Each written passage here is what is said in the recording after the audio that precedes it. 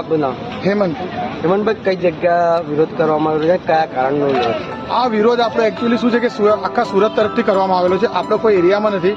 હા, અમે હાલમાં હમણાં પીપલોદ ઝોનમાં ઊભા છીએ અને આ વિરોધ ફક્ત એટલા માટે છે કે અમારું પહેલા જે પે આઉટ અમને આપવામાં આવી રહ્યું હતું તે પે આઉટને 6 મહિનાથી મહિને ટુ મહિને વધીને આજે અમારા 27 પર પહોંચી ગયું છે અને પૈસા ઘણા ઓછા અપાઈ રહ્યા છે. બીજી વસ્તુ છે કે રિટર્ન ઓર્ડરના અમને કેલ્ક્યુલેશનમાં કોઈ રીતના અમને આપવામાં આવી રહ્યું નથી.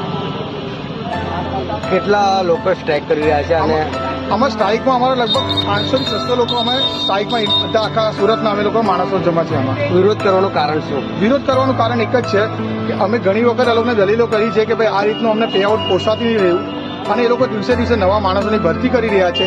થર્ડ પાર્ટીને અમે ઓર્ડરો એ લોકો આપી રહ્યા છે, જેમ કે શેડોફેક્સ છે, રેપિડો છે. એ બે નવી કંપનીઓ છે જે એમાં અમારા સ્વિગીના ઓર્ડર એ લોકોને જાય છે ને અમારા માણસો દિવસભર અહીંયા બેસી રહી છે.